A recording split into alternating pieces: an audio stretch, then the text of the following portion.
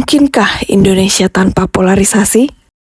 Pasca Pilpres lalu, ada banyak fenomena unik dan menarik dicermati. Di satu sisi, masih banyak kelompok masyarakat dan sejumlah elit yang belum move on dan masih meratapi kekalahan. Sementara di sisi lain, tidak sedikit masyarakat dan elit-elit bangsa ini legowo dan mengakui kekalahannya, seraya pada saat bersamaan memberikan ucapan selamat kepada pemenang kontestasi. Meski banyak mendapat komentar negatif dan cibiran di berbagai media, sejumlah elit dan pemimpin partai politik di negeri ini secara legowo dan ksatria memberikan ucapan selamat kepada pemenang Pilpres 2024. Ini adalah tradisi yang baik dan perlu terus-menerus dirawat di tengah kekerdilan jiwa kita yang tak kunjung mengakui kekalahan secara jujur. Dan sikap yang ditunjukkan orang-orang yang disebutkan di atas tersebut memperlihatkan sekaligus sedang mendidik bangsa ini agar meletakkan kepentingan bangsa dan persatuan di atas segala-galanya. Mau tak mau, suka atau tidak suka, politik itu mesti disadari sangat elastis. Sejumlah elit kita telah memberi pelajaran penting. Tidak ada yang abadi dalam politik. Yang abadi adalah kepentingan. Juga pembelajaran bahwa meski dalam banyak kasus, pertentangan, gontok-gontokan, dan segala jenis adu-aduan, pada akhirnya semua berakhir di meja perundingan dan perdamaian. Persekutuan pada akhirnya adalah keniscayaan politik yang harus diterima. Lagi-lagi, suka atau tidak suka. Negeri ini ternyata masih memiliki jiwa-jiwa kenegarawanan, dan ini sesungguhnya tidak mengertilkan jiwa-jiwa yang kalah. Pemenang kontestasi pun tidak dumah dengan pencapaiannya. Merangkul dan silaturahmi adalah pilihan terbaik saat ini demi kepentingan bangsa yang lebih besar. Ekses pemilu, polarisasi. Polarisasi di semua tingkatan kehidupan adalah fenomena yang nyata, termasuk dalam setiap kontestasi, pilkada, pilcaleg, hingga pilpres. Realitas sosial ini sudah seringkali kita hadapi di setiap waktu. Perbedaan-perbedaan ideologi hingga orientasi hidup telah membelah masyarakat ke dalam kelompok-kelompok dan faksi-faksi. Polarisasi sosial politik ini dapat terjadi akibat peristiwa elektoral. Ini misalnya terlihat di dalam satu kelompok sosial yang sama. Dalam hal ini, kelompok politik Islam. Terutama sejak dilakukannya pemilihan presiden pada tahun 2014 dan bergema kembali dalam pemilihan gubernur DKI tahun 2017. Polarisasi yang sama ini berlanjut terus dalam pemilihan presiden 2019 yang diikuti oleh dua pasangan calon. Dalam peristiwa-peristiwa elektoral itu, sebagian pemilih nampak terpola dalam dua kubu yang saling berseberangan dan tidak memiliki titik temu.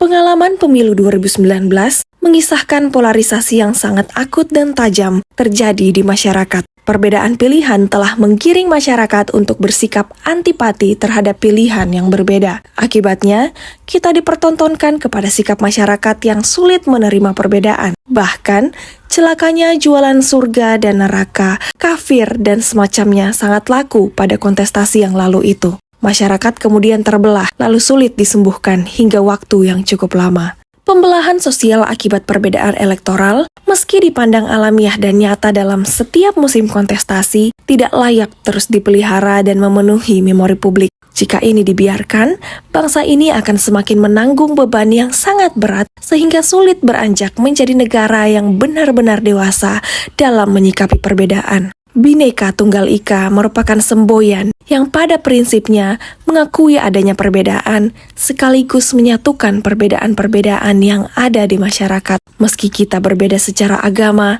suku, ras, dan ideologi, tetapi sejatinya kita dapat disatukan di bawah panji semangat Ika. Satu dalam perbedaan, sepakat dan mengakui kita berbeda. Pada saat bersamaan, perbedaan ini tidak akan membuka arena baru konflik tak berkesudahan. Kita sedang belajar menuju kedewasaan berdemokrasi. Demokrasi, frase yang memungkinkan setiap anak bangsa menyadari perbedaan-perbedaan sebagai modal sosial dan kekuatan bangsa ini. Betapa tidak, praktik demokrasi di negeri yang sangat majemuk ini tentu tidak mudah diterapkan. Tetapi, para pendiri bangsa hingga para negarawan telah meletakkan fondasi dasar berdemokrasi, pembelajaran mengenai pentingnya kesadaran kebangsaan, kemajemukan, dan persatuan.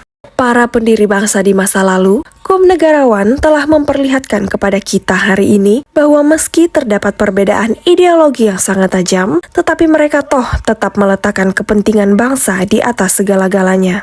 Hanya dengan cara ini, nadi bangsa ini terus berdenyut hingga pada titik pencapaian yang dicita-citakan bersama. Kenegarawanan dan legowo akan mengatasi polarisasi yang tajam di tengah masyarakat. Keteladanan yang dipertontonkan para negarawan di negeri kita akan menjadi kunci utama memasuki sebuah dunia baru, Indonesia yang lebih maju. Pencapaian Indonesia Emas 2045 sejatinya berbasis kepada sikap kenegarawanan setiap elemen bangsa ini. Secara khusus, para elit bangsa ini, elit agama, elit politik, dan elit budaya.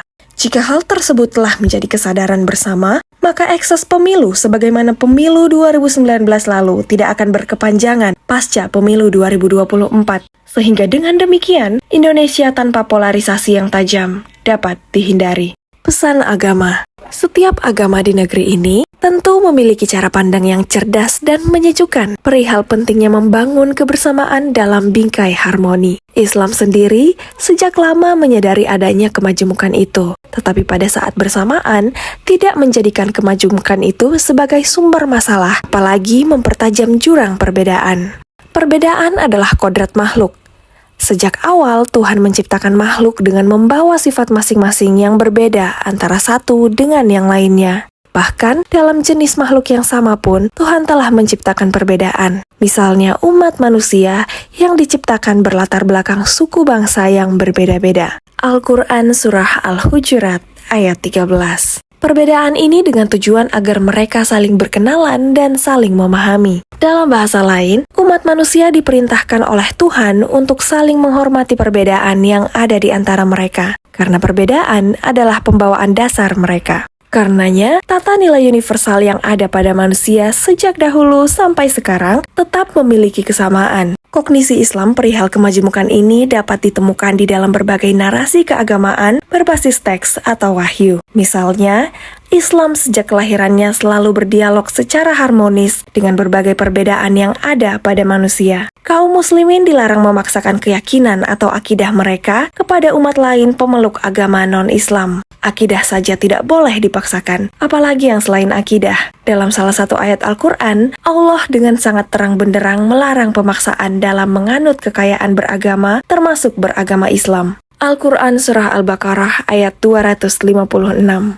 Memilih agama adalah hak dasar umat manusia. Tidak boleh ada unsur pemaksaan. Dengan demikian, tidak keliru apabila ditarik kesimpulan bahwa Islam adalah agama yang anti pemaksaan, kekerasan, dan penindasan. Sesuai dengan namanya, Islam yang memiliki arti perdamaian dan keselamatan. Bahkan, kesuksesan dan keberhasilan Rasulullah menyebarluaskan Islam menurut Al-Quran adalah karena kelemah lembutan dan kasih sayang beliau. Justru bersikap kasar dan keras hati akan membuat umat menjadi jauh dari beliau. Al-Quran Surah Al-Imran ayat 159.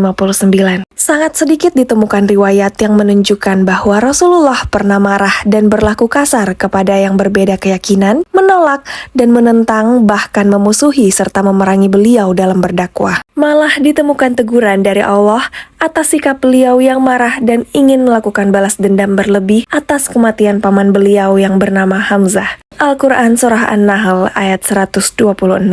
Jadi, mungkinkah Indonesia tanpa polarisasi? Polarisasi akan sulit dihindari selama polarisasi itu didorong oleh sentimen agama dan perbedaan elektoral yang terjadi dalam siklus 5 tahunan. Hanya saja, polarisasi itu jangan sampai meruntuhkan bangunan kebangsaan serta melonggarkan ikatan-ikatan persaudaraan kita sebagai sesama anak bangsa. Wallahu a'lam bishawab.